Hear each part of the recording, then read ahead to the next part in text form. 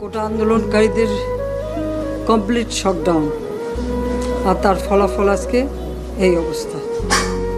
সমস্ত দাবি মেনে নেওয়ার পরেও তাদের আর সে শাটডাউন শেষ হয় না। কী কারণে আমি বুঝি না। আমরা তো সম্পূর্ণ দাবি মেনে নিয়েছি, একটা মানলে আর একটা, আরেকটা মানলে আরও একটা, আর এর ফল আজকে জ্বালিয়ে পুড়ে সব একদিকে সরকার, আর আজকে কত মানুষ জীবন হারালো, কতগুলি মানুষ পঙ্গু হয়ে যাচ্ছে, কতগুলি মানুষ। এবং ঠিক এই 2001 সালে এইরকম তাণ্ডব বিএনপি জামাত জোট চালিয়েছিল।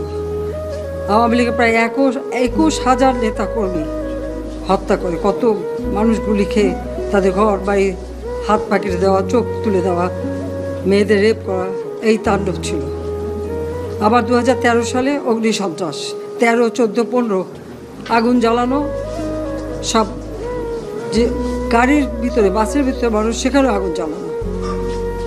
23 সালে সেখানেও সেই তাণ্ডব, আর প্রতিবারই পুলিশের উপরে আঘাত, পুলিশের হত্যা, মানুষ মেরে ঝুলিয়ে রাখা, পুলিশ মেরে ঝুলিয়ে রাখা, গাজীপুরে আমাদের কর্মী মেরে ঝুলিয়ে রাখা।